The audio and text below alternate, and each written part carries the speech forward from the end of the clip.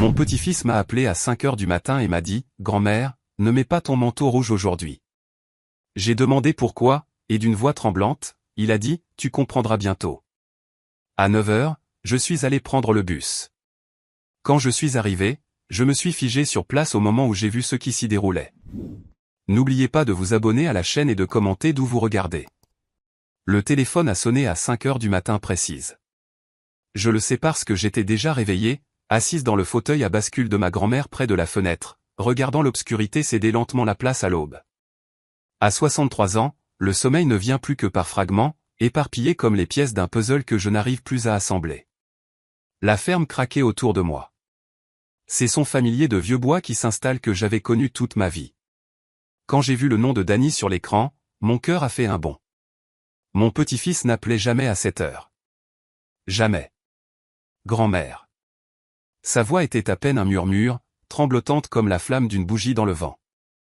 Danny, mon chéri, qu'est-ce qui ne va pas?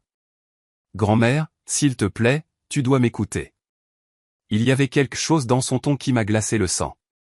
Pas exactement de la panique, mais quelque chose de pire. La peur mêlée à l'urgence. Ne mets pas ton manteau rouge aujourd'hui, s'il te plaît. J'ai jeté un coup d'œil au porte-manteau près de la porte d'entrée où mon manteau d'hiver rouge cerise était suspendu, comme chaque matin de cet hiver du Montana. Je l'avais acheté il y a 3 ans à Billings, une folie que j'avais justifiée parce qu'il me rendait visible sur les routes de campagne sombres. En sécurité. Danny, de quoi parles-tu? S'il te plaît, grand-mère, ne le mets pas. Porte n'importe quoi d'autre. Promets-le-moi. Tu me fais peur, mon chéri. Où es-tu? Est-ce que tout va bien? Je ne peux pas expliquer maintenant. Tu comprendras bientôt. Promets-le-moi, s'il te plaît. La communication a été coupée. Je suis resté assise là, le téléphone se refroidissant contre mon oreille, fixant ce manteau rouge. La maison me sembla soudain différente, comme si quelque chose avait bougé dans les murs même. Dehors, les premiers oiseaux entamèrent leurs chants matinaux, inconscients de l'effroi qui s'insinuait dans ma poitrine. Je n'ai pas mis le manteau rouge. À la place, j'ai enfilé ma vieille veste marron, celle aux coudes usés que je gardais habituellement pour travailler dans la grange. Quelque chose dans la voix de Danny avait touché au plus profond de mon instinct de grand-mère. Ce savoir ancestral qui me disait de lui faire confiance sans poser de questions. À 9 heures, j'ai descendu notre longue allée de gravier vers la route départementale où s'arrêtait le bus. Je prenais le même bus pour aller en ville tous les mardis et vendredis depuis 5 ans. Depuis le décès de mon mari Franck et la vente de notre deuxième voiture, la routine était réconfortante. Bus à 9h15, course, déjeuner chez Betty S. dîner, retour à la maison pour 15 heures. Mais aujourd'hui, il n'y avait pas de bus. À la place, il y avait des voitures de police. 4 d'entre elles, leurs gyrophares peignant le matin gris de rouge et de bleu urgent. Du ruban jaune était tendu en travers de l'abribus. Cette simple structure à 3 côtés où j'avais attendu d'innombrables fois, lisant mon livre ou regardant les champs de blé s'étendre vers l'horizon. Le shérif Tom Brennan m'a vu approcher et s'est immédiatement avancé, la main levée. Madame Alexia Foster, vous devez rester en arrière, s'il vous plaît. Tom, que s'est-il passé? Je dois prendre le bus. Il n'y aura pas de bus ce matin, Alexia. Son visage était grave, les rides autour de ses yeux plus profondes que dans mon souvenir. Nous étions allés au lycée ensemble, il y a 45 ans. Il y a eu un incident. Quel genre d'incident? Il a hésité, jetant un coup d'œil en arrière vers les enquêteurs de la police scientifique qui s'affairaient autour de l'abri. Un corps a été retrouvé ici ce matin. Vers 6 heures. Le monde a légèrement basculé. Un corps? Qui? Nous ne l'avons pas encore identifié, mais Alexia. Il a fait une pause, ses yeux cherchant les miens. Elle portait un manteau rouge, rouge cerise, exactement comme le vôtre. Mes genoux se sont dérobés. Tom m'a attrapé le coude pour me stabiliser. Ça va? Vous êtes toute pâle. J'ai besoin de m'asseoir. Il m'a guidé jusqu'à sa voiture de patrouille et m'a aidé à m'installer sur le siège passager. À travers le pare-brise, je pouvais les voir photographier quelque chose près de l'abri, une forme recouverte d'une bâche blanche. Tom. Danny m'a appelé ce matin à 5 heures. Il m'a dit de ne pas mettre mon manteau rouge aujourd'hui. L'expression du shérif a changé instantanément, passant de celle du voisin inquiet à celle de l'homme de loi concentré. Votre petit-fils vous a appelé? Qu'a-t-il dit exactement? J'ai répété la conversation mot pour mot. Tom a sorti son carnet, écrivant rapidement. Où est Danny maintenant? Je ne sais pas. Il ne l'a pas dit. Il avait l'air terrifié, Tom. Quand l'avez-vous vu pour la dernière fois? Au dîner de dimanche. Il y a 3 jours. Il semblait bien, alors. Normal. Mais même en le disant, je me suis demandé si c'était vrai. Avait-il semblé normal, ou avais-je été trop prise par le chaos familial habituel pour le remarquer? Le dîner du dimanche à la ferme était une tradition que je maintenais depuis 30 ans.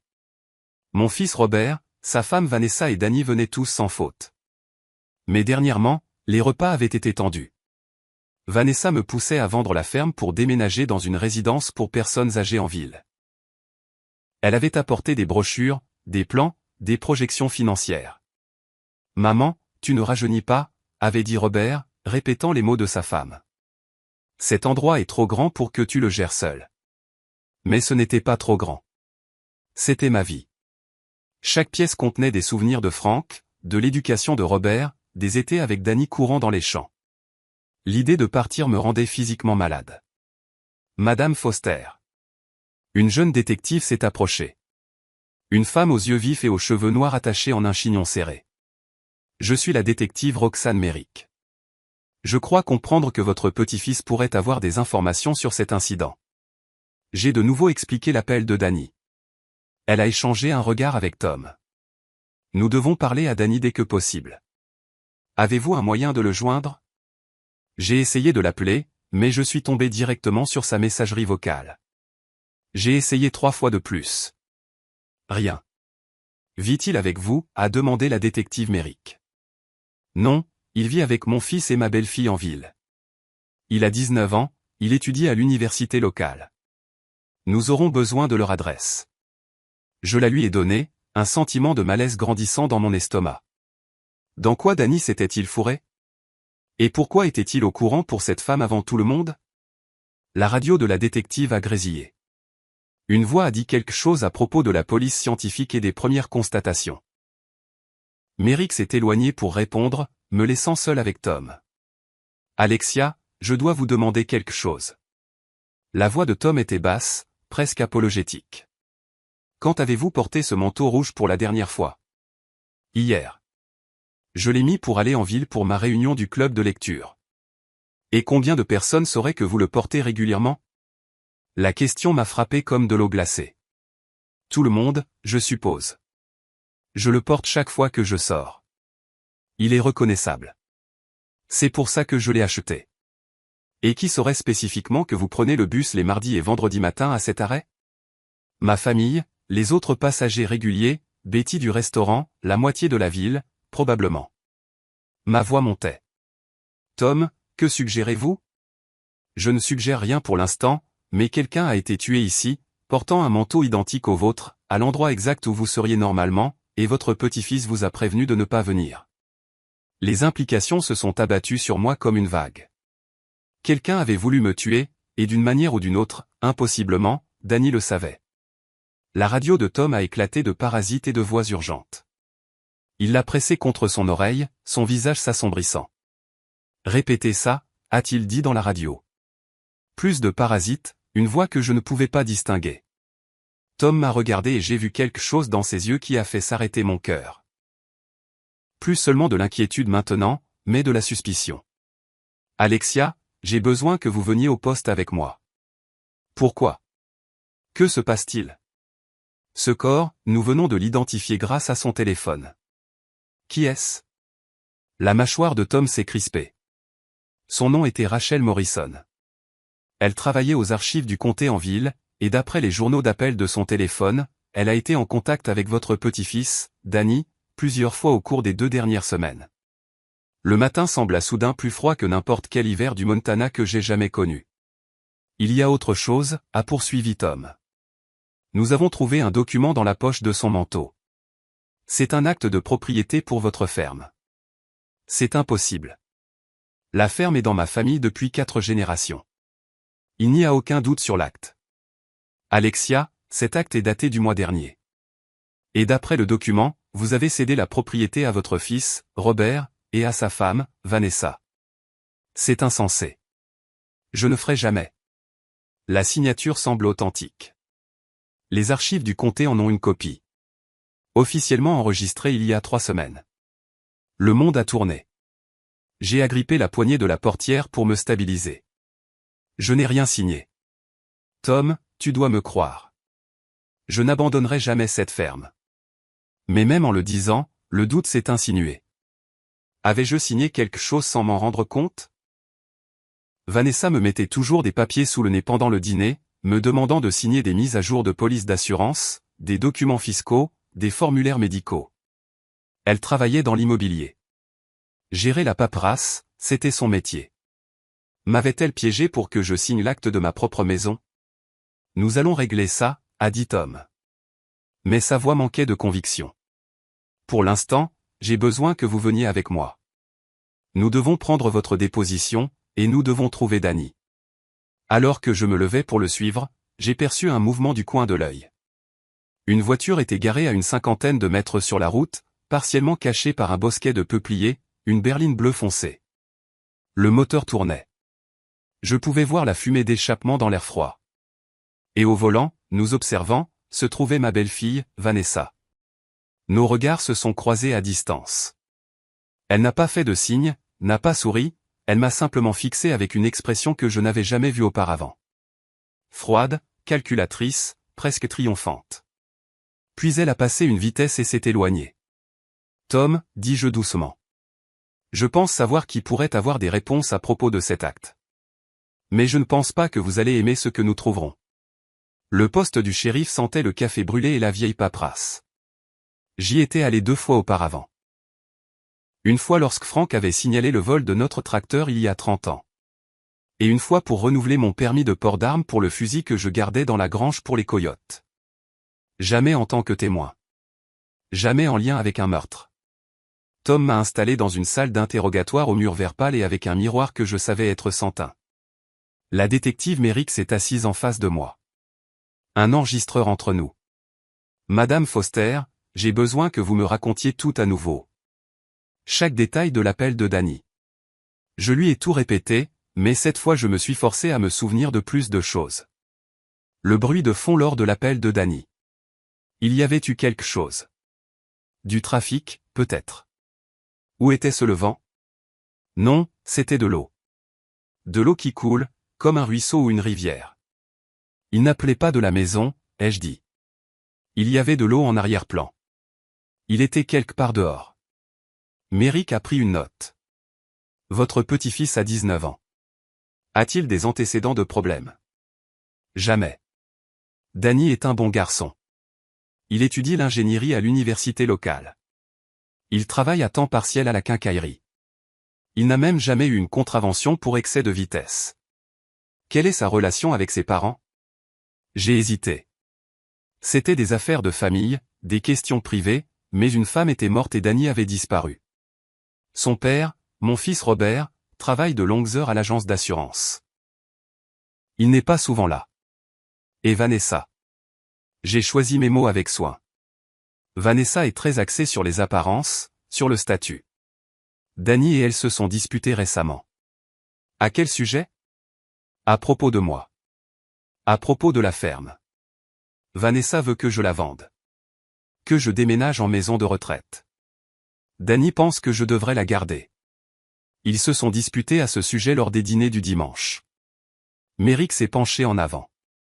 Madame Foster, je dois vous demander directement. Pensez-vous que votre belle-fille pourrait être impliquée dans la falsification de cet acte de propriété? Avant que je puisse répondre, la porte s'est ouverte. Tom est entré, l'expression sombre. Alexia, votre fils est là. Il exige de vous voir. Robert, laissez-le entrer. Il a amené un avocat. Alexia, ils disent que vous ne devriez plus répondre à de questions sans votre propre représentation légale. Mon estomac s'est noué. Pourquoi aurais-je besoin d'un avocat? C'est moi la victime, ici. Tom et Merrick ont échangé un regard. Merrick a parlé avec précaution. Madame Foster, il y a quelques complications. L'acte falsifié, s'il l'est, porte votre signature. Rachel Morrison, la victime, travaillait aux archives du comté et avait accès aux documents officiels. Et votre petit-fils, qui vous a prévenu du meurtre, a pris la fuite. Que voulez-vous dire? Je dis que certaines personnes pourraient interpréter cela comme si vous étiez impliqué dans un complot qui a mal tourné. Que peut-être vous, Danny et Rachel Morrison travaillaient ensemble et que quelque chose s'est produit. L'accusation m'a frappé comme un coup physique. C'est ridicule. Pourquoi falsifierais-je un acte pour donner ma propre propriété? Sauf si vous ne la donniez pas vraiment, a dit Merrick doucement. Sauf si cela faisait partie d'un plan pour piéger quelqu'un d'autre. Votre belle-fille, peut-être. Non, absolument pas. Je ne ferai jamais. La porte s'est de nouveau ouverte et Robert a fait irruption. Un homme mince dans un costume cher le suivait. Maman, ne dis plus un mot. Mon fils avait l'air débraillé, ses cheveux normalement soignés en désordre, sa cravate lâche. Voici Peter Mitchell. C'est un avocat pénaliste. Nous partons maintenant. Robert, je n'ai pas besoin d'un avocat de la défense. Je n'ai rien fait de mal. Mère, une femme est morte. La police pense que Danny pourrait être impliqué. Et Vanessa vient de me parler d'une histoire insensée d'acte de propriété. Nous devons nous protéger. Nous protéger de quoi? Peter Mitchell s'est avancé doucement. Madame Foster, je vous conseille vivement de ne plus répondre à de questions sans la présence d'un avocat. Shérif, détective, nous avons terminé ici, à moins que vous n'inculpiez ma cliente de quelque chose. Tom avait l'air mal à l'aise. Alexia est libre de partir, mais nous devrons lui reparler. Alors que Mitchell me faisait sortir, j'ai croisé le regard de Merrick. Elle me regardait avec une expression que je ne pouvais pas déchiffrer. Suspicion, curiosité, ou autre chose. Dans le parking, Robert m'a attrapé le bras. Maman, dans quoi t'es-tu fourré? Moi? Robert, je ne me suis fourré dans rien. Quelqu'un a essayé de me tuer ce matin. Cette femme est morte parce qu'elle portait un manteau comme le mien. C'est insensé. Qui voudrait te tuer? Je l'ai regardé directement. Étais-tu au courant de cet acte de propriété? Celui qui est censé transférer la ferme à toi et Vanessa? Son visage est devenu pâle. Quoi? Non. Quel acte? Celui déposé aux archives du comté il y a 3 semaines avec ma signature dessus, vous donnant, à toi et à ta femme, ma ferme. C'est impossible. Je n'ai jamais. Il s'est arrêté, son expression changeant. Vanessa, oh, Vanessa. Quoi à son sujet? Elle me harcèle depuis des mois pour te convaincre de vendre.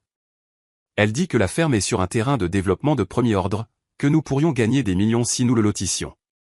Je lui ai dit non. Je lui ai dit que tu n'accepterais jamais, mais elle a continué à insister. Il a passé une main dans ses cheveux. Tu ne penses pas qu'elle aurait vraiment falsifié quelque chose? Ta femme observait la scène de crime ce matin, Robert. Elle était garée sur la route, en train de regarder. Et quand elle m'a vu, elle est partie. Peter Mitchell est intervenu. Madame Foster, Monsieur Foster, je pense vraiment que vous devriez continuer cette conversation dans un endroit plus privé, et vous devriez tous les deux vous abstenir de faire des accusations tant que nous n'aurons pas tous les faits. Robert m'a ramené à la maison en silence. La ferme semblait différente, comme si je la voyais avec de nouveaux yeux. Quelqu'un voulait me la prendre. Avait tué pour ça, ou essayé. En remontant l'allée, j'ai vu une autre voiture garée près de la grange. La Lexus blanche de Vanessa. Qu'est-ce qu'elle fait ici? La voix de Robert était tendue. Nous l'avons trouvée dans ma cuisine, en train de fouiller dans mon classeur. Qu'est-ce que tu fiches ici? A exigé Robert. Vanessa s'est retournée, surprise. Ses cheveux blonds parfaitement coiffés n'ont pas bougé, son maquillage impeccable malgré l'heure matinale. Elle avait toujours été belle de cette manière calculée, comme une publicité de magazine pour le succès en banlieue. Robert, je cherchais des documents pour aider ta mère, des papiers juridiques, des formulaires d'assurance, tout ce qui pourrait prouver qu'elle n'a pas signé cet acte. En entrant par effraction chez elle et en fouillant dans ses dossiers privés? J'ai une clé. Ta mère me l'a donnée il y a des années pour les urgences. Je me suis avancé, gardant ma voix égale. Vanessa, as-tu falsifié ma signature sur un acte de propriété? Son visage s'est transformé. Le masque d'inquiétude s'est fissuré, révélant quelque chose de froid en dessous. Bien sûr que non. Comment oses-tu m'accuser? Après tout ce que j'ai fait pour cette famille, toutes les fois où j'ai essayé de t'aider à prendre des décisions sensées. M'aider-moi ou t'aider toi. Alexia, tu es paranoïaque. Cette ferme est un fardeau que tu ne peux pas gérer. J'essayais de te protéger de toi-même. En volant ma propriété? Je n'ai rien volé. Sa voix s'est élevée, vive et cassante. Mais peut-être que si quelqu'un a falsifié cet acte, il te rendait service. Cet endroit tombe en ruine. Tu tombes en ruine. Combien de temps avant que tu ne tombes dans ces escaliers et que tu meurs seul sans que personne ne te trouve pendant des jours? Robert lui a attrapé le bras. Vanessa, arrête. Elle s'est dégagée de lui. Non, je n'arrêterai pas. Quelqu'un doit lui dire la vérité. Elle s'accroche à cette ferme comme si c'était un radeau de sauvetage, mais c'est en fait une ancre qui la tire vers le bas. Qui nous tire tous vers le bas. Sors, ai-je dit doucement. Quoi? Sors de ma maison, maintenant. Les yeux de Vanessa se sont rétrécis. Très bien. Mais tu devrais savoir, Alexia. Cet acte est légal et contraignant. J'ai vu les documents moi-même ce matin aux archives du comté. Ta signature est notariée, attestée par des témoins. Que tu te souviennes de l'avoir signé ou non, tu l'as fait. Et dans le Montana, un transfert d'acte de propriété correctement exécuté est valide même si le cédant prétend qu'il n'a pas compris ce qu'il signait. Comment sais-tu ça? A demandé Robert lentement. Elle a souri, un sourire aussi tranchant qu'un couteau. Parce que j'ai vérifié. Évidemment. Je travaille dans l'immobilier, tu te souviens? Je connais le droit de la propriété. Après son départ, Robert s'est effondré sur une chaise à la table de la cuisine, la tête dans les mains. Je suis désolé, maman. Je ne savais pas. Je jure que je ne savais pas, je l'ai cru. Robert avait toujours été faible, facilement influençable, mais pas malveillant. Son père disait en plaisantant que Robert était né sans colonne vertébrale, qu'il se pliait au gré du vent le plus fort. Nous devons trouver Danny, ai-je dit. La police le cherche. C'est de ça que j'ai peur, Robert. Danny a appelé pour me prévenir. Il m'a sauvé la vie, mais maintenant il est en fuite, ce qui signifie qu'il a peur de quelque chose, ou de quelqu'un. Mon téléphone a vibré. Un SMS d'un numéro inconnu. Grand-mère, je suis désolé. Je ne savais pas que ça irait aussi loin. Retrouve-moi au vieux moulin à minuit. Viens seul. Il te surveille. J'ai montré le message à Robert. Son visage est devenu encore plus pâle. Tu ne peux pas y aller. Ça pourrait être un piège. C'est Danny. Tu n'en sais rien. Ça pourrait être n'importe qui. Mais je savais, parce que le SMS se terminait par quelque chose que seul Danny et moi comprendrions. Souviens-toi de l'été des fraises. L'été où Danny avait 7 ans. Nous avions planté des fraises ensemble, tout un carré derrière la grange. Nous en avions mangé tellement lors de la première récolte que nous étions tombés malades tous les deux. C'était devenu notre blague privée, notre code pour « fais-moi confiance ». J'y vais, ai-je dit. Alors je viens avec toi. Non. Le message disait « viens seul ». Maman, s'il te plaît. Robert, pour une fois dans ta vie, fais-moi confiance pour gérer quelque chose. Ma voix était plus dure que je ne l'avais prévu. Ta femme est impliquée dans quelque chose de criminel. Ton fils est en danger, et quelqu'un a essayé de me tuer ce matin. Je n'ai plus le luxe d'être prudente. Il est parti à contre-cœur, me faisant promettre de l'appeler dès mon retour. Après que ses feux arrière aient disparu au bout de l'allée, je me suis assise dans l'obscurité grandissante, réfléchissant. Le vieux moulin était à 25 km, un moulin à grains abandonné sur la rivière Clearwater qui avait fermé il y a 20 ans. Les adolescents y allaient parfois pour faire la fête. Danny y était allé au lycée. J'avais trouvé des canettes de bière dans sa voiture une fois. Mais pourquoi là-bas? Et pourquoi à minuit? J'ai réessayé d'appeler le numéro de Danny, directement sur la messagerie vocale. À 23h30, j'ai attrapé ma lampe de poche et je me suis dirigé vers mon camion. La veste marron au lieu du manteau rouge. La nuit était sans lune, épaisse de nuages menaçant la neige. En sortant de l'allée, Des phares se sont allumés derrière moi.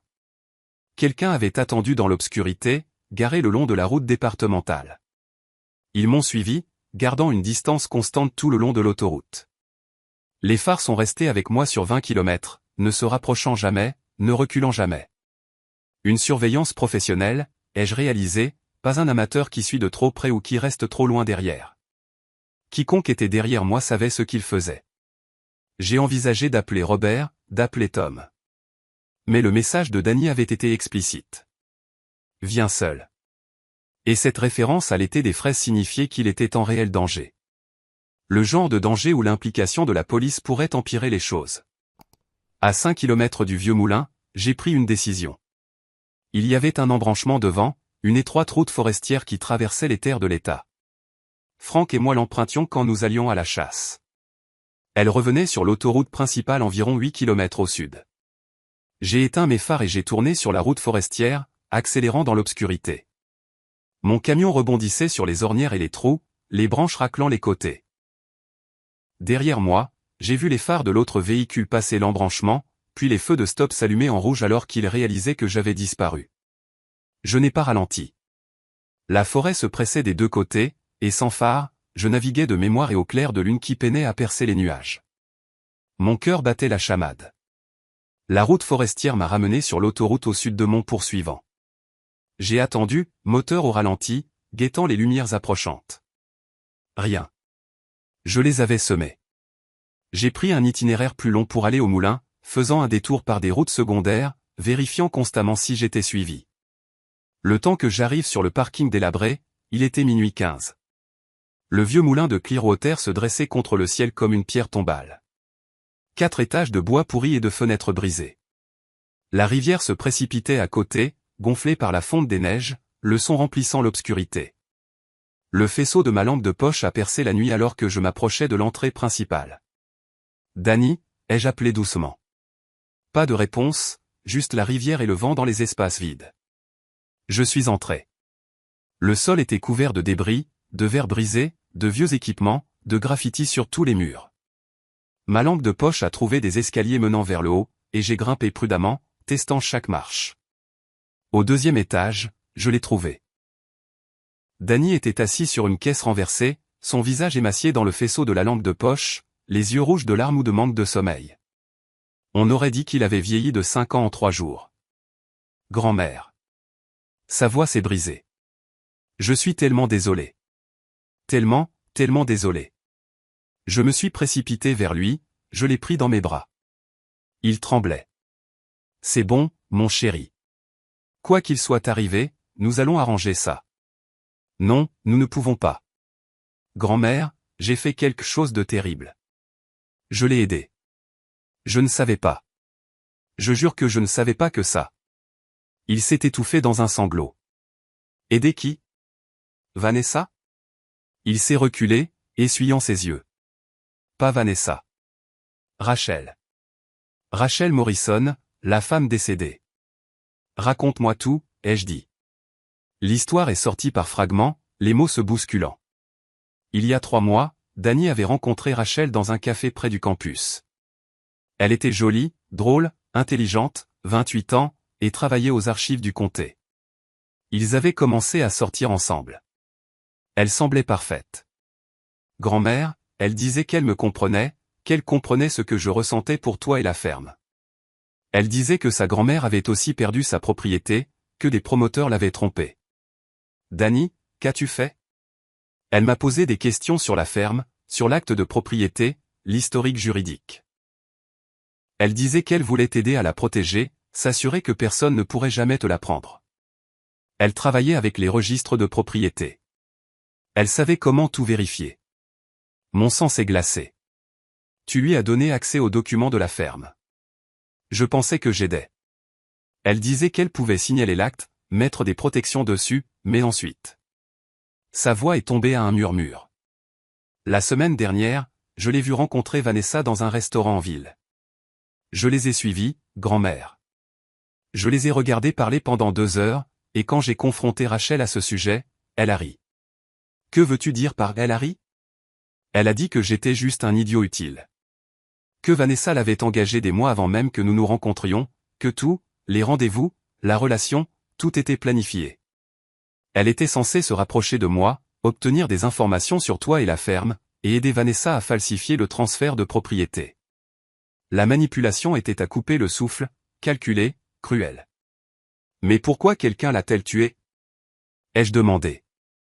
Parce qu'elle est devenue gourmande. Danny s'est levé, faisant les 100 pas dans le petit espace. Rachel m'a dit cette nuit-là qu'elle avait exigé plus d'argent de Vanessa. Beaucoup plus. Elle disait qu'elle avait des copies de tout, la signature falsifiée, les emails, les preuves de tout le complot. Elle allait faire chanter Vanessa pendant des années. Et Vanessa l'a tuée. Je ne sais pas. C'est pour ça que je t'ai prévenu pour le manteau. Rachel m'a appelé à 4h30 hier matin. Elle était terrifiée, en pleurs, disant que quelqu'un la suivait. Elle a dit qu'elle avait pris ton manteau rouge dans ton vestiaire pendant le dîner de dimanche. C'est pour ça qu'elle le portait. Elle allait te retrouver à l'arrêt de bus, allait tout avouer et te donner les preuves, mais elle avait peur. Grand-mère, elle a dit que s'il lui arrivait quelque chose, je devais te prévenir. Et puis la ligne a été coupée. Je me suis assise lourdement sur une caisse, digérant l'information. Donc Rachel a été assassinée avant qu'elle ne puisse me rencontrer et dénoncer Vanessa. Mais je ne pense pas que ce soit Vanessa qui l'ait tuée. Danny a sorti quelque chose de la poche de sa veste. Une clé USB. Rachel m'a donné ça il y a 2 jours, avant que tout ne tourne mal. Elle a dit que c'était une assurance. Des copies de tous les documents, de tous les emails entre elle et Vanessa, des enregistrements d'appels téléphoniques. As-tu jeté un œil? En partie. Grand-mère, c'est grave. Vanessa a falsifié ta signature sur plusieurs documents, pas seulement l'acte de propriété. Il y a des demandes de prêt, des formulaires de procuration, même un testament. Un testament? Te laissant tout à Robert et à elle, daté d'il y a 6 mois. Et il y a plus. Ses mains tremblaient alors qu'il tendait la clé USB. Il y a des emails sur l'embauche de quelqu'un pour s'assurer que tu aies un accident après que le transfert de propriété soit terminé. Le moulin abandonné me sembla soudain très froid. Vanessa allait me faire tuer. Les emails n'utilisent pas son nom. Ils sont codés. Prudent. Mais Rachel savait qui c'était. Elle a gardé des archives de tout. Les yeux de Danny étaient désespérés. Mais voici ce que je ne comprends pas. Le dernier dossier sur cette clé, il est crypté. Je ne peux pas l'ouvrir. Et il y a un fichier vidéo qui ne se lance pas.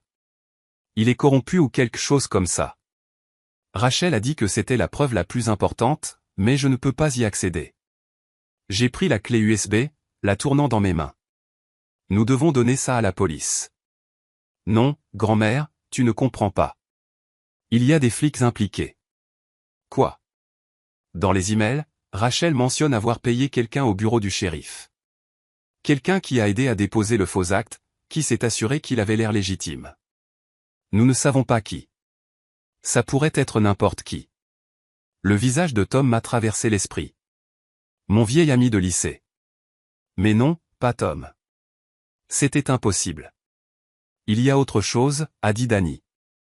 Ce matin, après que Rachel a été tuée, je suis allé à son appartement. La porte était ouverte. L'endroit était saccagé. Quelqu'un l'avait fouillé, retourné. Et j'ai trouvé ça. Il m'a tendu un morceau de papier plié. C'était la photocopie d'un relevé bancaire. Le relevé bancaire de Vanessa. Il y a 2 semaines, elle avait retiré $50 000 en espèces. L'argent du sang, ai-je murmuré. Paiement pour Rachel ou paiement pour celui qui l'a tuée? Peut-être les deux. Danny m'a attrapé les épaules. Grand-mère, nous devons fuir. Tous les deux. Prendre ces preuves et disparaître jusqu'à ce que nous puissions savoir à qui faire confiance. Je ne fuirai pas de ma propre maison. Alors tu vas mourir. Ne comprends-tu pas? Vanessa a déjà tué une fois. Elle n'arrêtera pas tant que tu ne seras pas morte et que cette ferme ne sera pas à elle. Des bruits de pas ont résonné en bas. Des bottes lourdes sur le plancher en bois. Nous nous sommes figés. Danny a éteint sa lampe de poche. Et j'ai fait de même. Dans l'obscurité soudaine, j'ai entendu plusieurs paires de pieds. Au moins 3 personnes. Madame Foster a appelé une voix. Pas la voix de Tom. Quelqu'un de plus jeune. Nous savons que vous êtes ici. Nous voulons juste parler. Danny m'a tiré vers le fond de l'étage, vers une porte que je n'avais pas remarquée.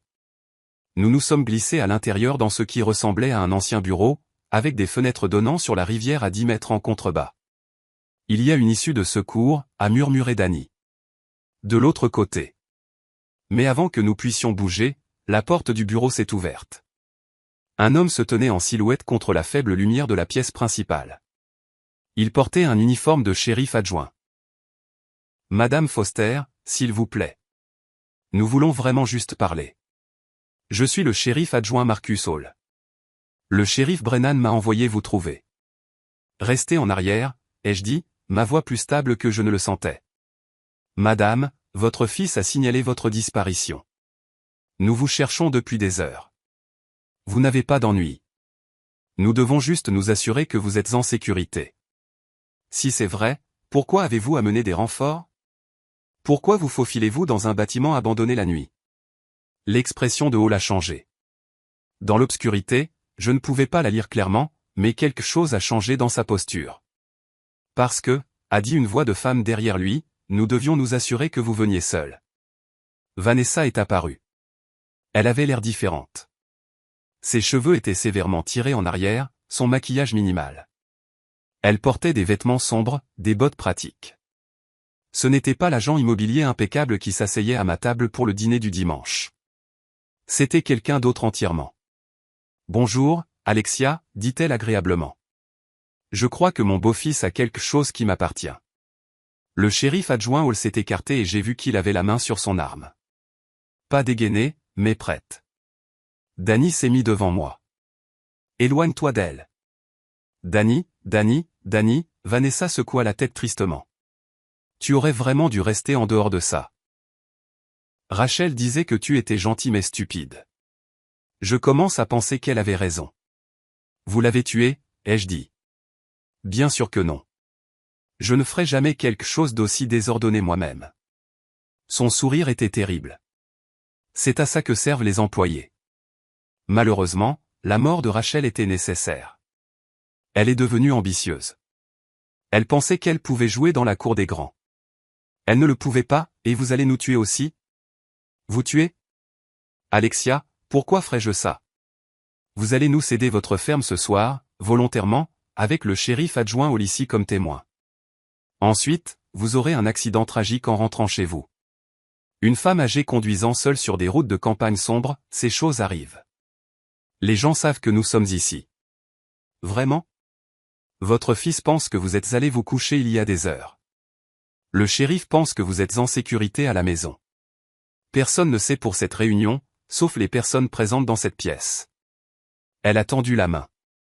Maintenant, donnez-moi la clé USB et facilitons les choses. La main de Danny s'est refermée sur la mienne. J'ai senti le petit poids de la clé USB pressée dans ma paume. Et j'ai réalisé quelque chose d'important que Vanessa avait manqué.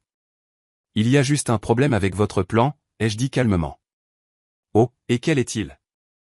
Vous pensez que je suis une vieille femme sans défense. Vous pensez que j'ai laissé cela m'arriver passivement. Mais Vanessa, j'ai été la femme d'un fermier pendant 40 ans.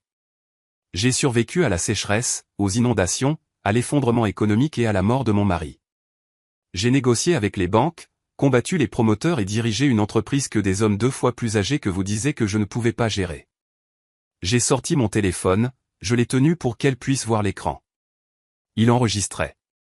Il enregistrait depuis le moment où Danny avait commencé à parler. Et je suis assez intelligente pour tout documenter. Le visage de Vanessa est devenu blanc. Le shérif adjoint Hall a mis la main à son pistolet et c'est à ce moment-là que la vraie police a défoncé la porte. Tom Brennan a franchi cette porte comme un ange vengeur.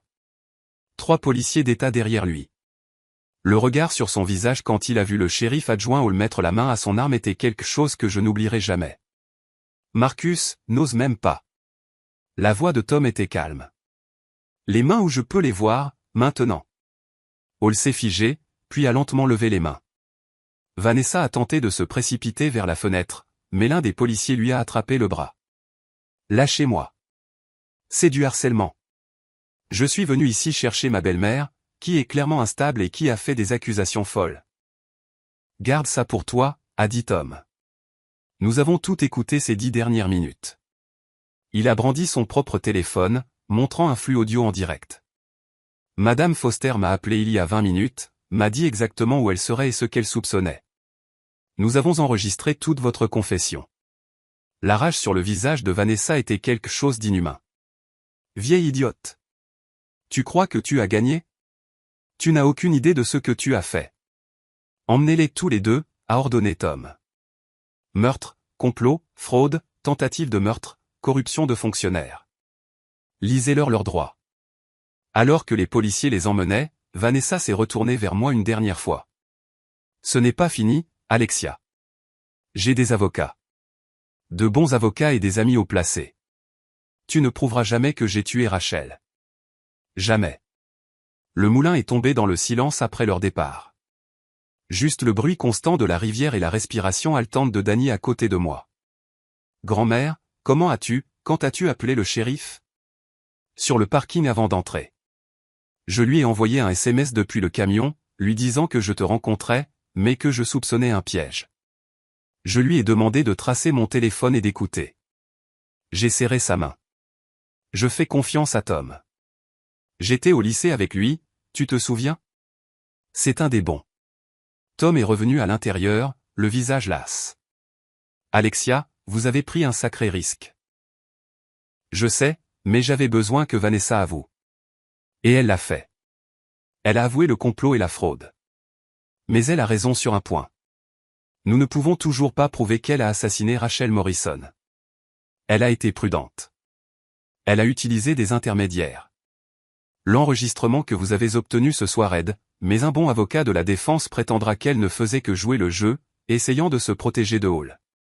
Et le shérif adjoint Hall? Il essaie déjà de négocier un accord.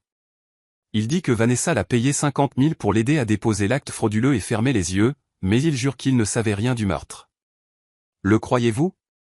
Tom a hésité. Je ne sais pas, Marcus est dans la police depuis 8 ans. Un bon dossier jusqu'à présent. Mais 50 000 peuvent pousser les gens à faire des choses qu'ils n'auraient jamais cru faire. Danny a brandi la clé USB. Shérif, il y a d'autres preuves là-dessus. Des emails, des enregistrements, des documents, mais une partie est cryptée. Rachel a dit que c'était la partie la plus importante, mais je ne peux pas y accéder. Notre équipe de police scientifique va s'en occuper. Peut-être qu'ils pourront le déchiffrer. Tom m'a regardé sérieusement. Alexia, vous et Danny devez être très prudents ces prochains jours. Si Vanessa a d'autres personnes qui travaillent pour elle, des personnes que nous ne connaissons pas encore, vous pourriez toujours être en danger. Je ne quitterai pas ma ferme. Je m'en doutais. Je mettrai une voiture de patrouille au bout de votre allée ce soir. En quittant le moulin, l'aube se levait sur les montagnes, peignant le ciel de nuances de rose et d'or, magnifique et terrible, comme tout ce qui s'était passé. Danny est rentré avec moi, aucun de nous ne parlant beaucoup. En arrivant à la ferme, j'ai vu la voiture de Robert déjà là, garée en biais comme s'il était arrivé en hâte. Il nous a accueillis à la porte, le visage hagard. Maman, Danny, Dieu merci vous allez bien. Le shérif m'a appelé il y a 1 heure, m'a raconté ce qui s'est passé. Il a regardé son fils. Danny, je suis tellement désolé. J'aurais dû voir ce que Vanessa faisait. J'aurais dû vous protéger tous les deux. Papa, non. Laisse-moi finir. Ta mère a essayé de me le dire, a essayé de me prévenir que Vanessa insistait trop à propos de la ferme, mais je ne voulais pas le voir. J'ai été faible. Je suis faible. Sa voix s'est brisée. Ma femme est une meurtrière, et j'étais trop aveugle pour le remarquer. J'ai doucement touché son bras. Robert, tu ne pouvais pas savoir. Vraiment? Maman, sois honnête avec moi. Combien de fois au fil des ans ai-je choisi Vanessa plutôt que toi? Combien de dîners du dimanche l'ai-je laissé t'insulter, te pousser, te faire sentir petite? Combien de fois t'ai-je dit que tu n'étais pas raisonnable alors que tu essayais juste de protéger ce qui était à toi? La vérité pesait lourdement entre nous. Trop de fois. Trop d'années à choisir la paix avec sa femme plutôt que la loyauté envers sa mère. Nous ne pouvons pas changer le passé, ai-je finalement dit. Mais nous pouvons faire mieux à l'avenir.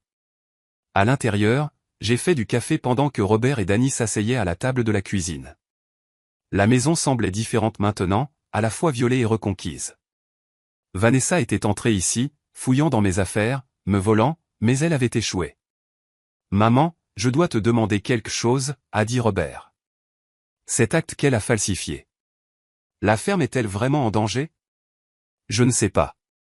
Tom dit que son service m'aidera à le contester, mais cela pourrait prendre des mois, voire des années, au tribunal. Et Vanessa avait raison sur un point. Le droit de la propriété du Montana est compliqué.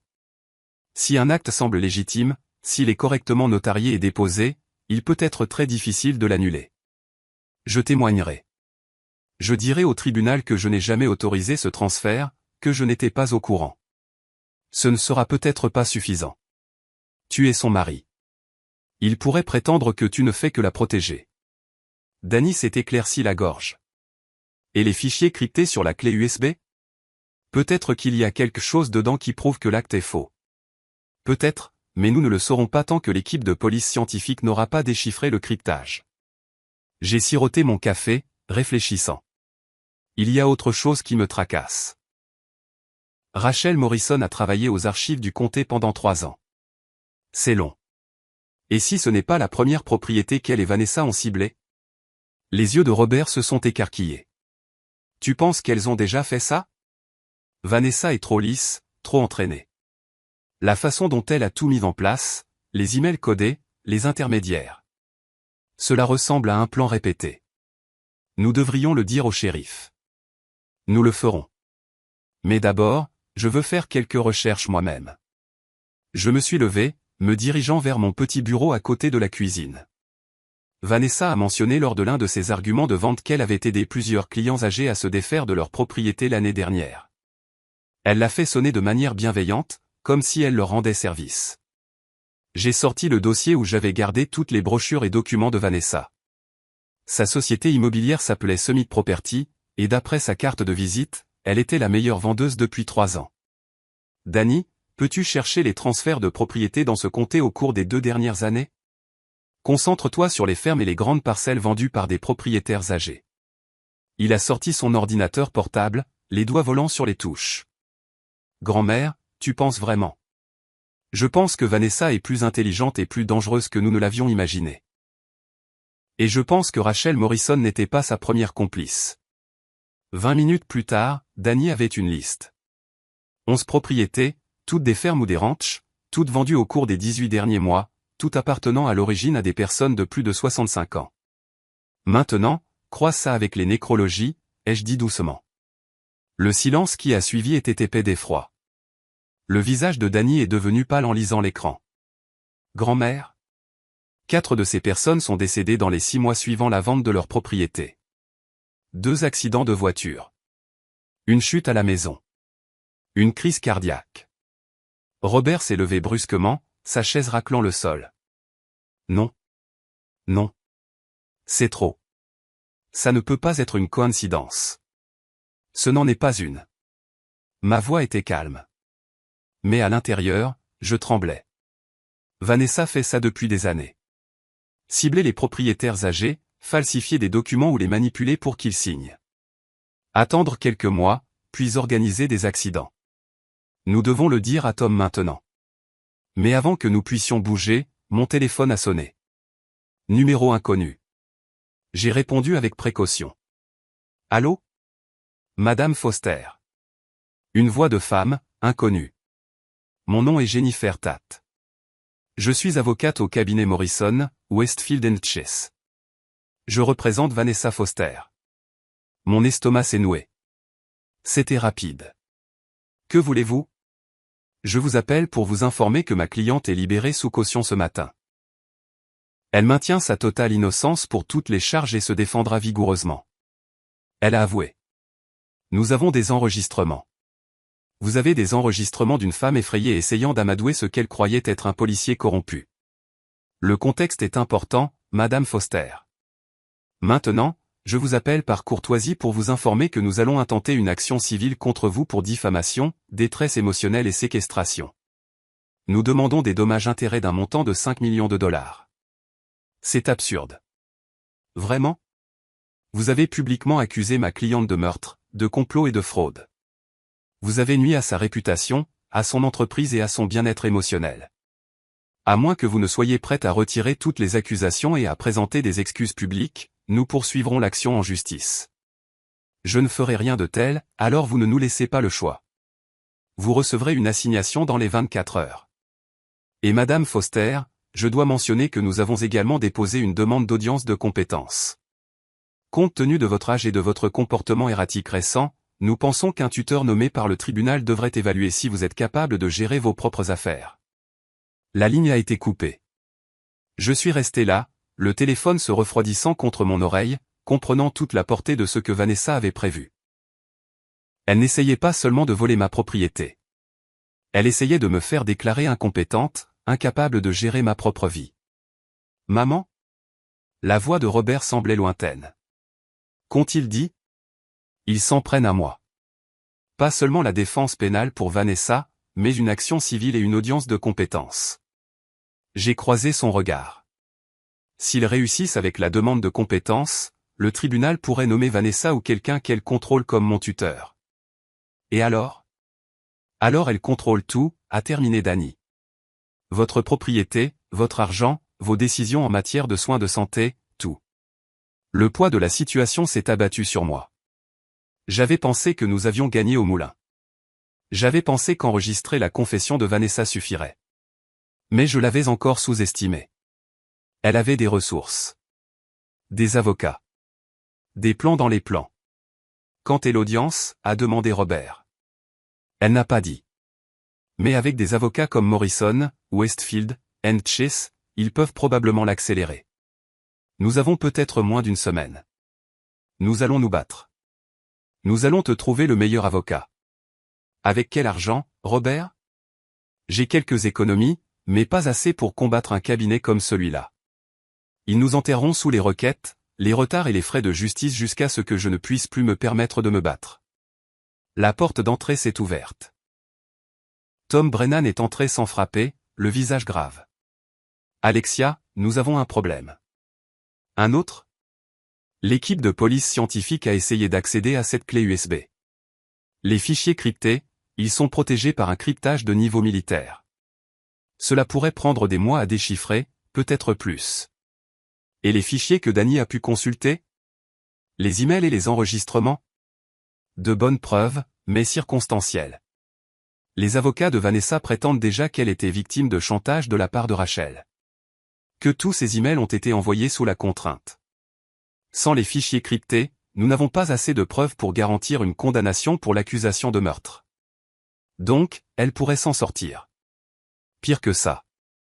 Le juge vient de fixer sa caution à 200 000 $. Son avocat l'a déposée il y a 1 heure. Vanessa est sortie. Danny s'est dirigé vers la fenêtre, regardant l'allée. Elle pourrait venir ici. J'ai une ordonnance restrictive en place, a dit Tom. Elle n'est pas autorisée à moins de 500 mètres de cette propriété. Mais Alexia, vous devez comprendre quelque chose. Si nous ne pouvons pas déchiffrer ce cryptage, si nous ne pouvons pas prouver qu'elle a été impliquée dans le meurtre de Rachel, le mieux que nous puissions espérer, ce sont des accusations de fraude. Peut-être 3 à 5 ans. Elle sortirait en 2 avec une bonne conduite. Et la ferme ? Le problème de l'acte est du ressort du tribunal civil, distinct de l'affaire pénale. Cela pourrait traîner pendant des années. En attendant, techniquement, selon ce document enregistré, la propriété appartient conjointement à Robert et Vanessa. Robert a secoué la tête violemment. Je la signerai pour la rendre. Je refuserai toute réclamation. Ce n'est pas si simple. Vanessa en possède la moitié. Elle pourrait forcer une vente par partition, faire en sorte que le tribunal ordonne la vente de la propriété et la division des produits. Vous perdriez la ferme de toute façon. Je me suis dirigé vers la fenêtre, regardant la terre sur laquelle j'avais vécu toute ma vie. La grange où Franck a appris à Danny à monter à cheval. Le carré de fraises maintenant enfoui sous la neige de l'hiver. Les champs qui nous avaient nourris pendant les bonnes et les mauvaises années. Il doit y avoir quelque chose dans ces fichiers cryptés, ai-je dit. Quelque chose que Rachel jugeait assez important pour le cacher derrière un cryptage de niveau militaire. Quelque chose dont Vanessa a peur. Nous y travaillons, a dit Tom. Mais je ne peux pas faire de promesses. Après son départ, nous sommes restés assis tous les trois en silence. Dehors, la voiture de patrouille que Tom avait promise s'est garée au bout de l'allée. Une protection ou un rappel que nous étions prisonniers dans notre propre maison. Mon téléphone a vibré. Un SMS d'un autre numéro inconnu. Arrête maintenant, Alexia. Cède la ferme. Abandonne les charges. Et je te laisserai vivre en paix. Continue à te battre et tu perdras tout, y compris les gens que tu aimes. Tu as 24 heures pour décider. J'ai montré le message à Robert et Danny. Leurs deux visages sont devenus blancs. C'est une menace directe, a dit Robert. Nous devons le montrer au shérif. Ça n'aura pas d'importance. Le numéro est probablement un téléphone prépayé. Introuvable. J'ai posé le téléphone avec précaution. Elle intensifie, elle devient désespérée. Ou confiante, a dit Danny doucement. Grand-mère, et si elle avait déjà gagné? Et si elle sait quelque chose que nous ne savons pas? La question flottait dans l'air, venimeuse et possible. Et si Vanessa avait déjà trouvé un moyen d'accéder à ces fichiers cryptés? Et si elle avait détruit les preuves dont nous avions besoin? Et si Rachel Morrison avait été sa partenaire et sa victime, mais aussi sa police d'assurance, et que Vanessa avait trouvé un moyen de l'annuler? J'ai regardé le visage effrayé de mon petit-fils, la posture défaite de mon fils, et j'ai senti quelque chose durcir en moi. Alors nous trouverons un autre moyen, ai-je dit. Nous creuserons plus profondément. Nous serons plus malins. Nous cesserons de réagir à ce que fait Vanessa et commencerons à l'anticiper. Comment? En pensant comme elle. C'est une prédatrice qui fait ça depuis des années. Elle est prudente, méthodique, patiente, mais elle est aussi arrogante. Elle pense qu'elle est plus intelligente que tout le monde. C'est sa faiblesse. Grand-mère, elle a peut-être raison. Elle s'en est sortie plusieurs fois. Non, elle s'en est sortie parce que personne ne regardait d'assez près. Parce que ses victimes étaient isolées, vulnérables, seules. Je me suis levé, sentant la force revenir dans mes membres. Mais je ne suis pas seul. Je vous ai, vous deux. J'ai Tom, et j'ai quelque chose que Vanessa n'a pas, qu'est-ce que c'est? Le temps, la mémoire et la connaissance qui vient d'avoir vécu 6 décennies sur cette terre, à observer les gens, à apprendre leurs habitudes. Je les ai regardés tous les deux. Vanessa veut que je panique. Elle veut que je fasse des erreurs, que j'agisse de manière impulsive. Alors, je vais faire le contraire. Je vais être patiente, méthodique, et je vais découvrir chaque secret qu'elle a caché. Par où commençons-nous? J'y ai réfléchi. Par le passé de Rachel Morrison. Elle n'est pas apparue de nulle part il y a 3 ans quand elle a commencé à travailler aux archives du comté. Elle avait une vie avant ça. Une famille, des amis, une histoire. La police enquête déjà là-dessus. Je sais, mais nous allons enquêter différemment. Nous allons découvrir qui était vraiment Rachel et pourquoi elle était prête à aider Vanessa à faire du mal aux gens. Parce que les gens ne deviennent pas complices de meurtres sans raison. Danny a de nouveau ouvert son ordinateur portable. Je vais commencer à chercher. Pendant qu'il travaillait, j'ai traversé la maison pièce par pièce, la voyant avec de nouveaux yeux. C'était mon territoire, ma maison, mon histoire, et je ne laisserai pas Vanessa me la prendre. Il a fallu 3 heures à Danny pour trouver le vrai nom de Rachel Morrison. Elle l'avait changé légalement il y a 7 ans. Avant cela, elle s'appelait Bea Hartley, née à Billings, élevée dans une petite ville appelée Red Lodge. Sa grand-mère, Martha Hartley, y possédait un ranch de 80 hectares. Possédait, au passé. Grand-mère, regarde ça. Danny a tourné son ordinateur portable pour que je puisse voir un article de journal d'il y a 6 ans. Le ranch de Martha Hartley a été vendu à une société de développement. 6 mois plus tard, Martha est décédée dans un incendie de maison dans la propriété de location où elle avait déménagé. Qui a acheté le ranch? Une société holding appelée Summit Development Group. Le nom m'a frappé comme un point. Summit. Le même nom que la société immobilière de Vanessa. C'est elle, a dit Robert, lisant par-dessus mon épaule. Vanessa a déjà fait ça. Elle a volé la propriété de la grand-mère de Rachel.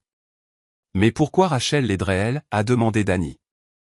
Si Vanessa a détruit la vie de sa grand-mère, pourquoi Rachel deviendrait-elle sa complice? J'ai étudié l'article plus attentivement.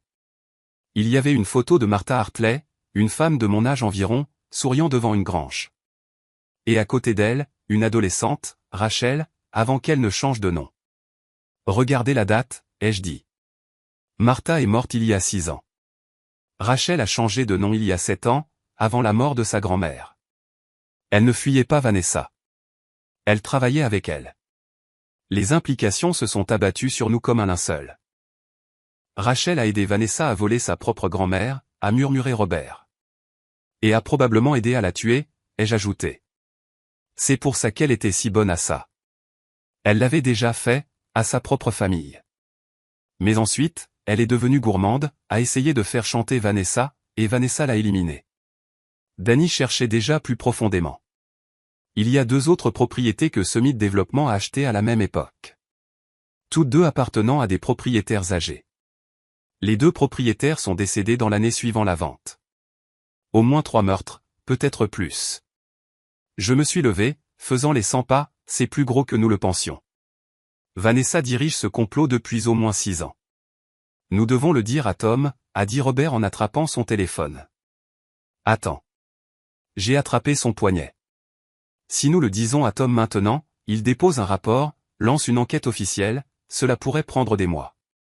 Pendant ce temps, les avocats de Vanessa nous embourbent au tribunal civil, l'audience de compétence avance, et nous perdons la ferme. Alors, que faisons-nous? Nous utilisons ce que nous savons. Nous forçons Vanessa à faire une erreur. J'ai regardé l'horloge. 6 heures s'étaient écoulées depuis le SMS nous menaçant. Il restait 18 heures à son ultimatum. Danny, peux-tu accéder au registre de la société Summit Développement? Peut-être. Ce devrait être des dépôts publics, mais j'aurai besoin de temps. Nous n'avons pas le temps. Peux-tu le faire ou non? Ses doigts volaient déjà sur le clavier. Je peux essayer. Pendant qu'il travaillait, j'ai appelé Tom. Alexia, ça va? Je vais bien, Tom. J'ai besoin d'une faveur. L'audience de compétence que les avocats de Vanessa ont déposée. Quand est-elle prévue? Demain après-midi, 14 heures. Ils l'ont accéléré, prétendant que vous étiez un danger pour vous-même et pour les autres. 24 heures. Moins de temps que je ne le pensais. Qui est le juge? Harold Winters. Je connaissais ce nom. Le juge Winters avait statué sur des litiges de propriété dans ce comté pendant 15 ans. Dur, mais juste. Je l'avais rencontré une fois lors d'une vente aux enchères caritatives il y a des années. Peux-tu m'obtenir un rendez-vous avec lui avant l'audience? Alexia, c'est très irrégulier. Son greffier ne voudrait jamais. Tom, s'il te plaît. Je ne te demande pas de l'influencer. J'ai juste besoin de 10 minutes pour présenter des informations. Des informations pertinentes pour l'affaire. Il est resté silencieux un long moment. Quel genre d'informations? Le genre qui prouve que Vanessa Foster a systématiquement fraudé et assassiné des propriétaires âgés depuis au moins 6 ans. Le genre qui montre que cette audience de compétence n'est qu'un autre outil dans son arsenal. As-tu des preuves? J'en aurai d'ici demain matin. M'aideras-tu? Une autre pause. Je vais passer un appel. Sans promesse. Danny a levé les yeux de son ordinateur portable, le visage pâle. Grand-mère, je suis entré dans les registres de Summit Développement. Tu dois voir ça. L'écran montrait un réseau de sociétés écrans et de sociétés holdings, toutes menant à un seul nom, Vanessa Marie Foster. Mais il y avait un autre nom enfoui dans la paperasse, répertorié comme partenaire silencieux, Peter Mitchell, l'avocat que Robert avait amené au poste de police. Oh non, a soufflé Robert. Mitchell travaille avec elle. Il n'a jamais été mon avocat. Il était le sien. Il était là pour observer, ai-je dit, la compréhension m'inondant, pour voir ce que nous savions, quelles preuves nous avions. Et puis il a fait son rapport à Vanessa.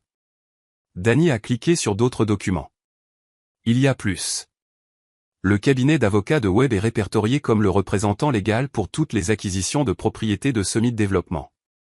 Il fait partie de ça depuis le début. Ce qui signifie que chaque mot que nous avons dit dans ce poste de police, chaque élément de preuve que nous avons discuté, Vanessa le savait en quelques heures. Robert s'est effondré sur une chaise. Je l'ai laissé t'écrire. Je pensais te protéger, mais je lui ai tout donné. Tu ne savais pas, j'aurais dû savoir, maman. J'aurais dû voir qui était vraiment Vanessa. Toutes ces années, tous ces signes avant-coureurs. Robert, arrête. Nous n'avons pas le temps pour la culpabilité. Nous devons nous concentrer. Je me suis tourné vers Danny. Peux-tu imprimer tout ça? Chaque document montrant le lien entre Vanessa, Web et Summit Développement? Déjà en train de le faire. Mon téléphone a sonné. Numéro inconnu à nouveau. J'ai répondu en haut-parleur. Allô, Alexia. La voix de Vanessa était douce, confiante. Je suppose que vous avez reçu mon message. Oui. Et votre décision? J'y réfléchis encore. Laissez-moi vous aider à décider. Je suis assise dans le bureau de mon avocat en ce moment, regardant des documents très intéressants. Savez-vous ce qu'est un formulaire de procuration, Alexia? Mon sang s'est glacé. Parmi les papiers que j'ai déposés au tribunal, il y a une procuration que vous avez signée il y a 3 mois. Elle me donne le contrôle total de vos décisions financières et médicales si vous êtes jugée incompétente, ce qui, après l'audience de demain, sera le cas. Je n'ai jamais signé une telle chose. Votre signature dit le contraire. Notariée et attestée par des témoins. Très officiel. Et une fois que le juge verra à quel point vous êtes confuse ou une femme âgée faisant des accusations folles de meurtre, prétendant des complots, se comportant de manière erratique, il n'aura d'autre choix que de nommer un tuteur. Probablement moi, puisque je suis de la famille et que j'ai déjà la procuration. Le juge verra à travers vous. Vraiment? Le juge Winters est un homme raisonnable. Il verra une belle fille inquiète essayant d'aider sa belle-mère vieillissante qui souffre clairement de délire paranoïaque. Il verra des rapports de police de vous attirant des gens dans des bâtiments abandonnés au milieu de la nuit. Il vous verra faire des accusations sans fondement contre moi, une femme d'affaires respectée à la réputation impeccable. Votre réputation est bâtie sur la fraude et le meurtre. Prouvez-le. Sa voix est devenue vive. Vous n'avez rien, Alexia. Ces fichiers cryptés, mes gens y ont accédé il y a 2 jours. Tout ce qui était incriminant a été supprimé. La clé USB que Danny a est sans valeur. Les yeux de Danny se sont écarquillés, mais j'ai gardé ma voix stable. Si c'est vrai, pourquoi appelez-vous? Parce que je vous donne une dernière chance de faire ça facilement.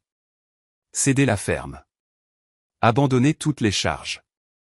Admettez que vous avez été confuse et stressée. Faites ça et je vous laisserai vivre vos dernières années dans un bel établissement. Vous serez à l'aise, en sécurité, soigné. Et si je refuse? Alors, après l'audience de demain, quand j'aurai la procuration, je vous ferai interner dans un établissement psychiatrique pour évaluation. Ça arrive tout le temps avec les personnes âgées qui deviennent délirantes. Les évaluations peuvent prendre des mois.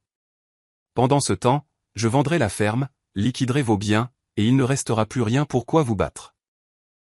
Vous passerez le temps qu'il vous reste dans une institution pendant que votre précieuse terre deviendra un lotissement appelé les domaines de Meadowbrook. Elle avait pensé à tout. Chaque angle, chaque possibilité, sauf une. Vanessa, puis-je vous demander quelque chose? Qu'a supplié Rachel avant que vous ne la tuiez? Silence sur la ligne. Long et froid. Je n'ai pas tué Rachel. Je ne ferai jamais. Gardez ça pour vous. Je sais pour Martha Hartley, la grand-mère de Rachel. Je sais pour le ranch de Red Lodge, pour Summit Développement, pour tout. Rachel a appris des meilleurs. Elle vous a vu détruire sa grand-mère et elle s'est jointe à vous. Mais ensuite, elle en a voulu plus et vous ne pouviez pas le permettre. Vous ne pouvez rien prouver de tout ça. Vraiment? J'ai des documents d'entreprise vous liant à Summit Développement. J'ai des registres de propriété montrant un schéma de victimes âgées. J'ai des enregistrements de vous avouant un complot. Et j'ai autre chose, Vanessa. Quelque chose que vous ne savez pas, quoi? Rachel a donné à Danny une sauvegarde de ses fichiers cryptés. La vraie sauvegarde, pas la clé USB. Elle était plus maligne que vous ne le pensiez. Elle l'a cachée quelque part où même vous ne pouviez pas la trouver. C'était un bluff. Un bluff complet. Mais j'ai entendu le changement dans la respiration de Vanessa. Vous mentez. Vraiment? Rachel a dit à Danny que s'il lui arrivait quelque chose, il devrait chercher à l'endroit où tout a commencé. L'endroit où elle vous a rencontré pour la première fois. Savez-vous où c'est, Vanessa? Parce que Danny, lui, le sait. Une autre pause. Même si c'était vrai, vous n'accéderiez jamais à ces fichiers. Le cryptage est de niveau militaire. Sauf si vous avez le mot de passe. Ce que Rachel a donné à Danny avant de mourir. Je ne vous crois pas, alors pourquoi êtes-vous toujours au téléphone? Pourquoi ne pas simplement raccrocher et poursuivre votre plan? J'ai laissé cela s'imprégner. Vous avez peur, Vanessa. Peur que pour une fois, quelqu'un ait été plus malin que vous, que Rachel vous ait joué aussi bien que vous avez joué tout le monde. Cette conversation est terminée. Non, ce n'est pas le cas. Parce que je vais à cette audience demain et je vais apporter chaque élément de preuve que j'ai, chaque document, chaque enregistrement, chaque lien avec vos victimes passées. Et je vais tout présenter au juge Winters. Non pas comme la vieille femme confuse que vous pensez que je suis, mais comme quelqu'un qui a passé la semaine dernière à devenir une experte de vos crimes. Le juge ne le permettra pas. C'est une audience de compétence, pas un procès pénal. Alors nous verrons, n'est-ce pas? 14 heures demain. J'y serai. Et vous? J'ai raccroché avant qu'elle ne puisse répondre. Robert me fixait. Maman, est-ce que tout ça a été vrai? Est-ce que Danny a vraiment une sauvegarde? Non, mais Vanessa ne le sait pas, tu viens de lui déclarer la guerre. Non, Robert.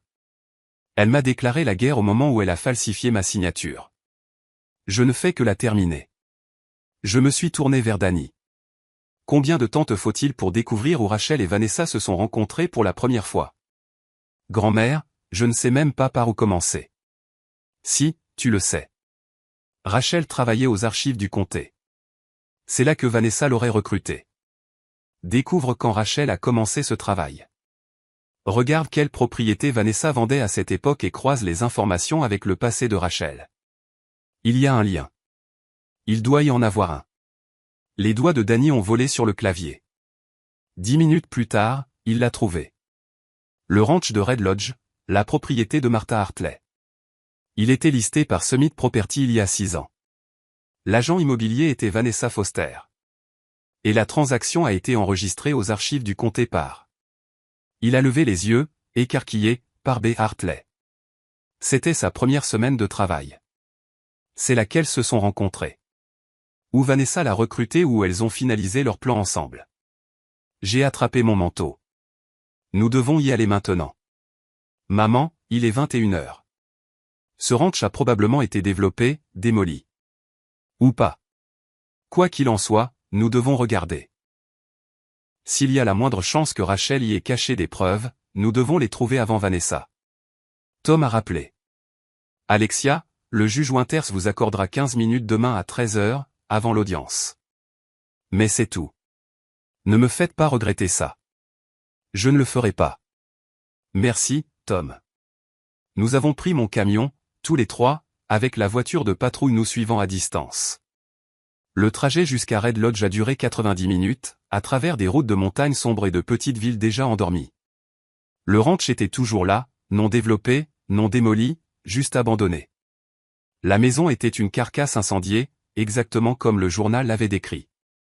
Mais la grange était toujours debout, usée par le temps et penchée, mais intacte. Pourquoi Vanessa garderait-elle ça? Se demanda Robert. Pourquoi ne pas la démolir et construire? Parce qu'elle ne le pouvait pas, a dit Danny en vérifiant son téléphone. La propriété est bloquée par des litiges juridiques. Le testament de Martha Hartley laissait tout à Rachel, mais Rachel a renoncé à l'héritage. Ensuite, les autres parents de Martha l'ont contesté. C'est au tribunal des successions depuis 6 ans. Donc personne ne pouvait y toucher, ai-je dit. Ce qui signifie que si Rachel a caché quelque chose ici, c'est en sécurité depuis tout ce temps. Nous nous sommes approchés de la grange avec précaution. Les portes pendaient, ouvertes, grinçant dans le vent. À l'intérieur, ça sentait le vieux foin et la décomposition. Le faisceau de ma lampe de poche a percé l'obscurité, trouvant des stalles vides, des équipements cassés, des ombres. Où l'aurait-elle caché, a demandé Danny. J'ai pensé à Rachel Morrison, une jeune femme qui avait aidé à détruire sa propre grand-mère, qui avait appris à être impitoyable et calculatrice. Où quelqu'un comme ça cacherait-il son assurance? Quelque part de personnel, ai-je dit. Quelque part qui signifiait quelque chose. Danny, tu as dit que Rachel et sa grand-mère étaient proches avant la trahison. D'après les articles, oui. Martha a élevé Rachel après la mort de ses parents. Je me suis enfoncé plus profondément dans la grange, cherchant. Là, dans le coin arrière, une stalle de cheval avec un nom gravé dans le bois. Starlight. C'était le cheval de Rachel, a dit Danny en vérifiant son téléphone. Il y a une photo dans l'un des articles. Rachel montant une jument grise nommée Starlight. Je me suis agenouillé, passant mes mains le long des planches de la stalle. L'une était lâche.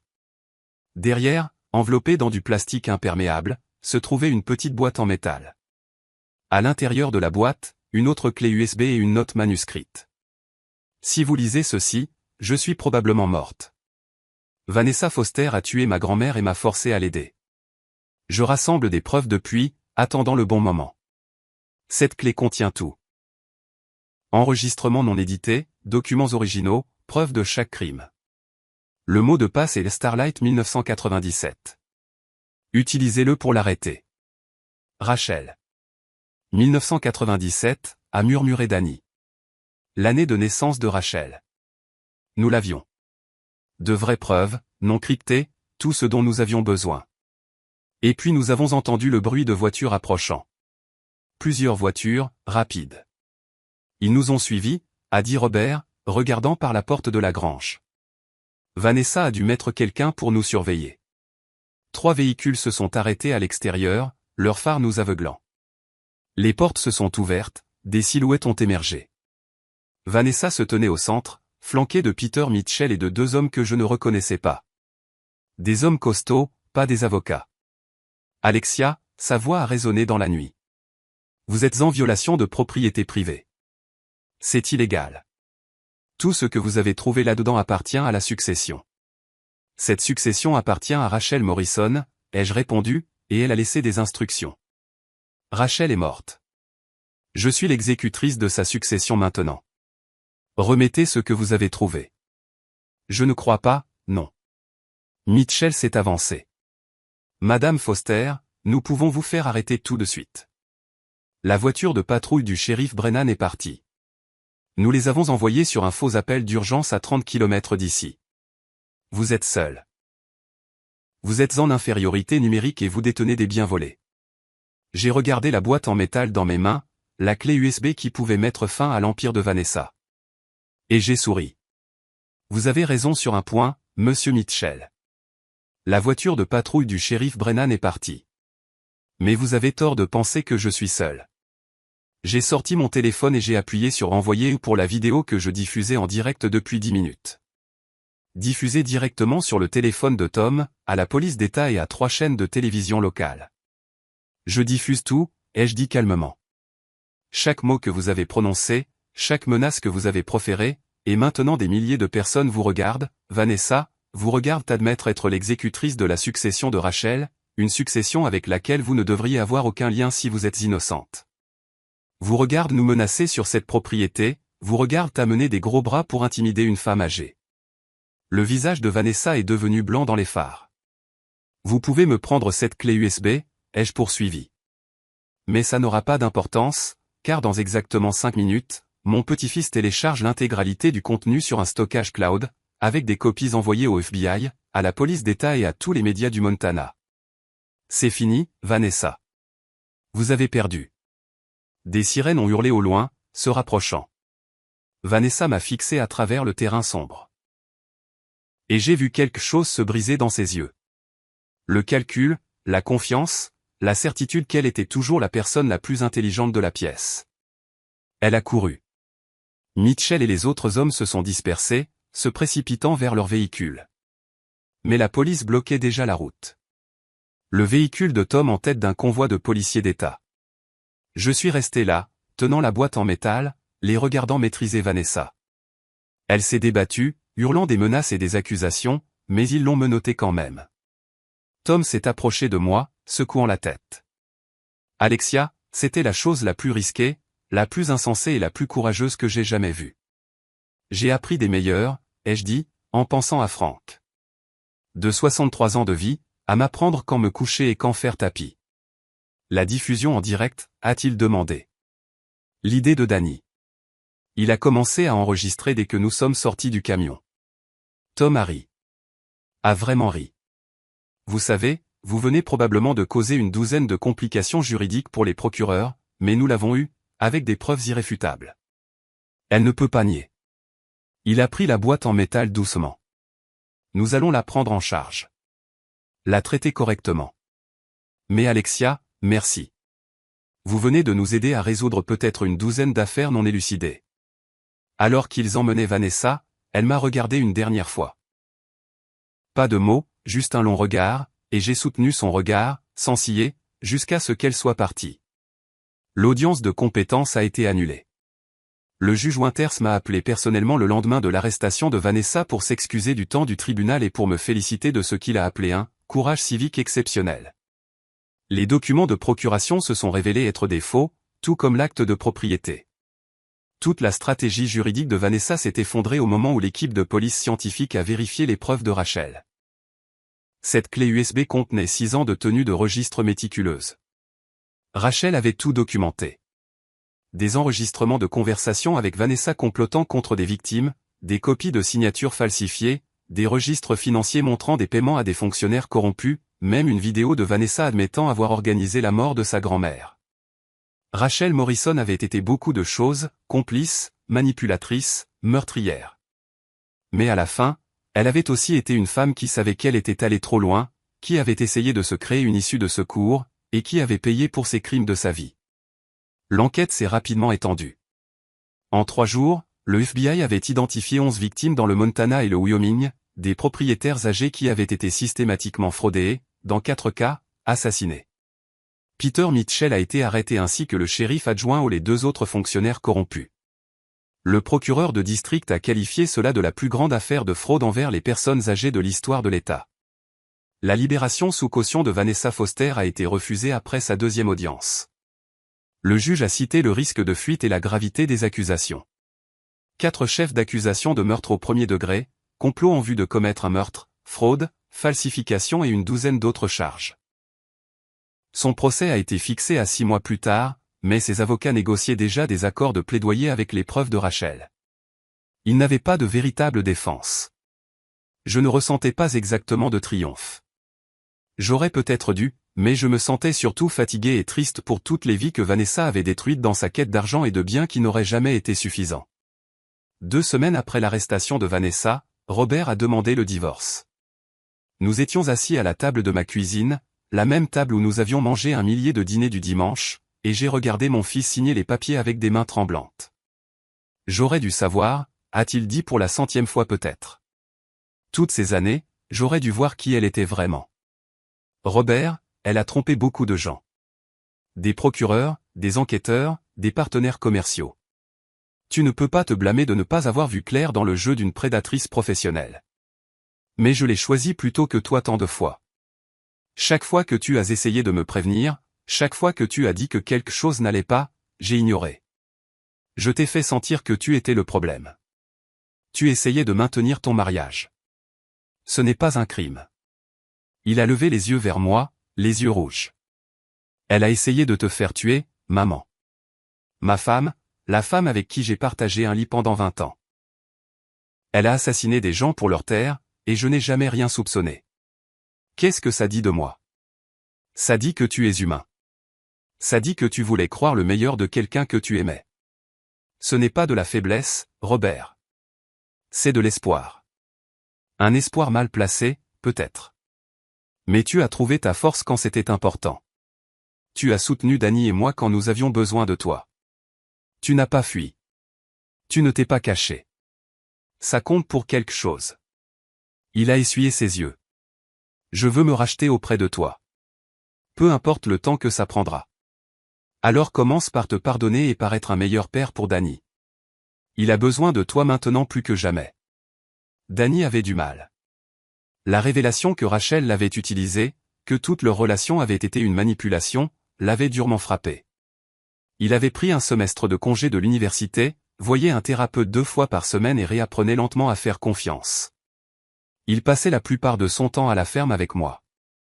Nous travaillions ensemble dans la grange, réparions les clôtures, planifions les semailles de printemps.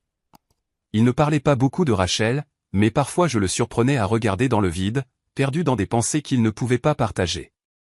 Un après-midi de début mars, alors que nous nettoyions le hangar, il s'est finalement ouvert. Grand-mère, tu penses que je suis stupide? Quoi? Bien sûr que non. Pourquoi demanderais-tu ça? Parce que je suis tombé dans le panneau. Tout. Rachel m'a dit qu'elle m'aimait et je l'ai cru. Elle a dit qu'elle voulait t'aider et je lui ai donné tout ce dont elle avait besoin pour te détruire. J'étais juste un outil, un idiot utile. J'ai posé le râteau que je tenais et je me suis assis à côté de lui sur une vieille botte de foin. Danny, tu as 19 ans. Tu as cru que quelqu'un que tu aimais te disait la vérité. Ce n'est pas de la stupidité. C'est de l'innocence. Et il n'y a rien de mal à l'innocence. Mais j'aurais dû voir les signes. Rachel a été formée par Vanessa, qui perfectionnait cette arnaque depuis des années. Elle savait exactement comment manipuler les gens, comment gagner la confiance, comment exploiter les émotions. Même des enquêteurs expérimentés sont tombés dans le panneau.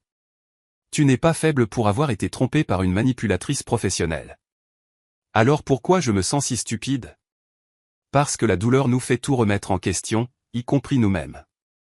Mais Danny, tu m'as aussi sauvé la vie.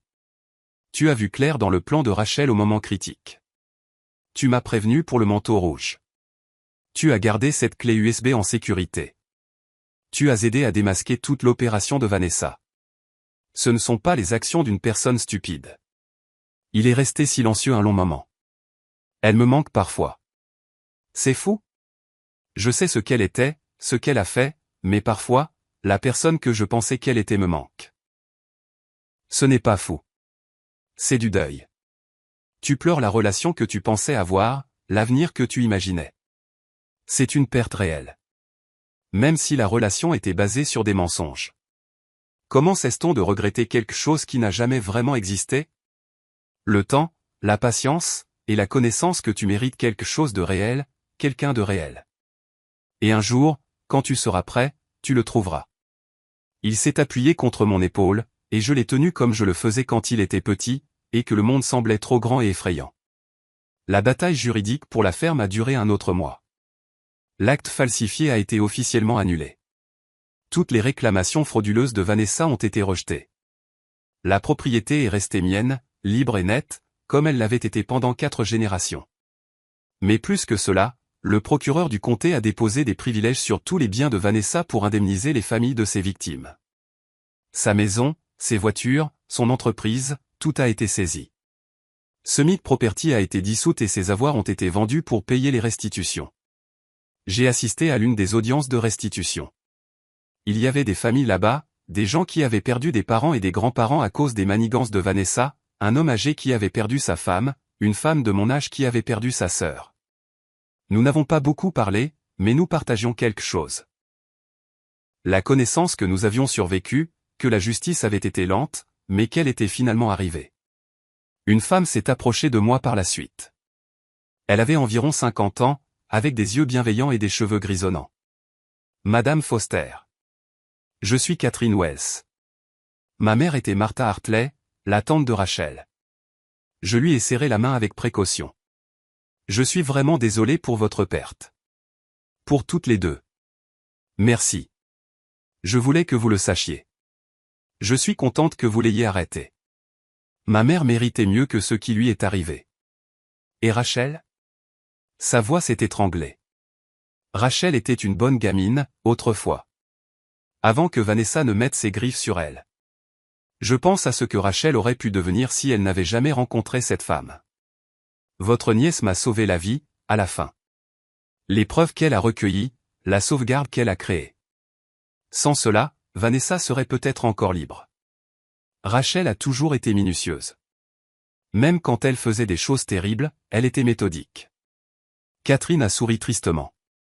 Peut-être que c'était sa façon d'essayer de garder un certain contrôle, une certaine dignité. Je ne sais pas. Je ne le saurai jamais. Nous sommes restés là, ensemble, deux femmes qui avaient perdu des êtres chers à cause de la cupidité de Vanessa. Et j'ai ressenti un lien que je ne pouvais pas tout à fait nommer. Le lien des survivants, peut-être, ou simplement la compréhension qui vient de la douleur partagée. Le printemps est arrivé dans le Montana avec son éclat dramatique habituel. Neige un jour, soleil le lendemain, la terre se réveillant lentement de son sommeil hivernal. J'ai replanté le carré de fraises, 2 fois plus grand qu'avant.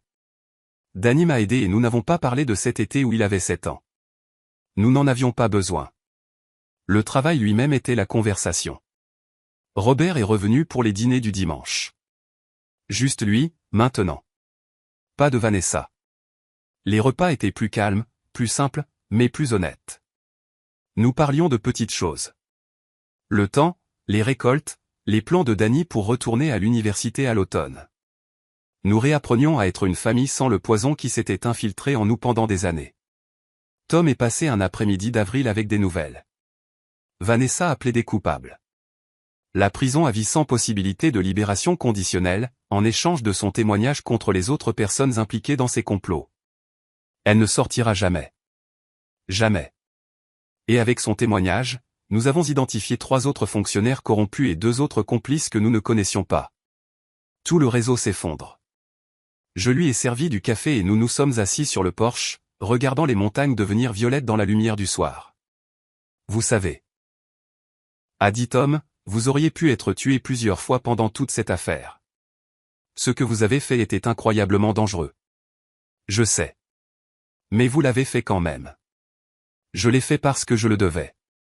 Parce que parfois, être en sécurité signifie perdre tout ce qui compte. Et j'ai décidé que je préférais me battre et risquer de mourir plutôt que de me cacher et de perdre ma vie de toute façon. C'est l'Alexia que je me souviens du lycée. Têtue comme une mule et 2 fois plus coriace. J'ai ri. Frank disait la même chose. C'était un homme intelligent. Tom s'est levé en s'étirant. Prenez soin de vous, Alexia. Et si jamais vous avez besoin de quoi que ce soit, je sais où vous trouver. Merci, Tom. De m'avoir cru, d'avoir aidé quand c'était important. Après son départ, je suis resté seul sur le porche alors que l'obscurité s'installait sur la ferme. La terre s'étendait devant moi, familière et précieuse, regagnée par la lutte et la persévérance. J'ai pensé à toutes les femmes comme moi, âgées, méprisées, sous-estimées, qui étaient tombées victimes de gens comme Vanessa. Des femmes qui avaient bâti des vies, élevé des familles et gagné leur place dans le monde, seulement pour que quelqu'un décide qu'il était plus facile de les voler que de les respecter. Mais j'ai aussi pensé à la force qui vient de vivre 63 ans. La sagesse accumulée au fil des saisons de perte et des saisons d'abondance. La compréhension que la patience est une arme, que le silence peut être une stratégie, et que l'âge n'est pas une faiblesse, mais plutôt la distillation de tout ce que l'on a appris sur la survie. Vanessa s'était trompée sur tellement de choses. Mais sa plus grande erreur a été de penser qu'être plus âgé signifiait être sans défense. Elle a vu mon âge et a supposé la vulnérabilité. Elle a vu ma gentillesse et a supposé la faiblesse. Elle a vu ma vie tranquille et a supposé que je n'avais rien pour quoi me battre. Elle n'a jamais compris que les gens qui ont vécu plus longtemps ont plus appris, ont plus survécu, ont développé des instincts aiguisés par des décennies de navigation dans un monde qui ne joue pas toujours franc jeu. Danny est sorti sur le porche avec 2 tasses de chocolat chaud, exactement comme je lui en faisais quand il était petit. Un sou pour tes pensées, a-t-il demandé. Je pense juste au fait de vieillir, à ce que cela signifie. Et qu'est-ce que ça signifie? Ça signifie que tu as gagné le droit d'être sous-estimé et la satisfaction de prouver à tout le monde qu'ils ont tort. J'ai siroté le chocolat. Ça signifie que tu as appris que la personne la plus bruyante dans la pièce n'est pas toujours la plus forte. Que la patience l'emporte sur l'agressivité. Que la sagesse bat l'arrogance. On dirait un biscuit chinois, a taquiné doucement Danny. On dirait quelqu'un qui vient de passer 3 semaines à déjouer une femme de la moitié de son âge qui se croyait la personne la plus intelligente du Montana. Il a ri et le son était bon, guérisseur. Nous nous sommes assis ensemble alors que les étoiles commençaient à apparaître, éparpillées dans le ciel assombri comme des graines attendant de pousser. La ferme était calme autour de nous, solide et permanente, un témoignage des gens qui avaient travaillé cette terre et refusé de l'abandonner. Dans la grange, j'avais accroché mon manteau rouge à un crochet. Je ne pouvais pas me résoudre à le porter à nouveau, pas après ce qui s'était passé, mais je ne pouvais pas non plus le jeter. C'était la preuve à quel point j'avais failli tout perdre. Un rappel que la vigilance est importante, que la confiance doit se mériter, et que parfois, un avertissement de quelqu'un que l'on aime fait la différence entre la vie et la mort. Demain, je commencerai à préparer les champs pour les semailles. Robert venait pour aider à réparer le système d'irrigation. Danny allait repeindre la grange. Nous avions du travail à faire. Le genre de travail honnête qui construit plutôt qu'il ne détruit, qui crée plutôt qu'il ne vole. Et dans 6 mois, je serais assise dans une salle d'audience et je regarderais Vanessa Foster être condamnée à la prison à vie. Je la regarderais dans les yeux une dernière fois et je la laisserais voir que j'étais toujours debout, toujours là, me battant toujours pour chaque jour sur cette terre qui était mienne de droit et de résilience. Mais ce soir, je me suis simplement assise avec mon petit-fils et j'ai regardé l'obscurité s'installer sur le Montana. Ressentant la profonde satisfaction d'avoir survécu à quelque chose qui était censé me détruire. La ferme était en sécurité. Ma famille guérissait. Et j'avais appris quelque chose que Vanessa ne comprendrait jamais. La vraie force ne vient pas de la manipulation, de l'argent ou de la cruauté calculée. Elle vient du fait de savoir qui l'on est, ce que l'on valorise et pourquoi l'on est prêt à se battre. Elle vient de la patience d'attendre le bon moment et du courage d'agir lorsque ce moment arrive. Elle vient du fait d'avoir vécu assez longtemps pour apprendre que la sagesse est le pouvoir ultime et que l'âge n'est pas une faiblesse à exploiter mais une forteresse bâtie sur des décennies de survie à tout ce que la vie vous envoie. J'avais 63 ans. J'avais enterré un mari, élevé un fils, survécu à une tentative de meurtre et vaincu une tueuse en série qui avait commis l'erreur fatale de penser que j'étais trop vieille pour me battre. Et je ne faisais que commencer. Le carré de fraises fleurirait à nouveau cet été. Danny serait là pour m'aider à le récolter, et nous mangerions des fraises jusqu'à en être malades, comme nous le faisions quand il avait 7 ans, parce que c'est ce que font les survivants. Ils se souviennent des bons moments. Ils reconstruisent ce qui a été brisé. Ils plantent des graines pour les futures récoltes et ils n'abandonnent jamais, jamais leur terrain sans se battre. Maintenant, dites-moi, qu'auriez-vous fait à ma place? Faites-le moi savoir dans les commentaires. Merci d'avoir regardé.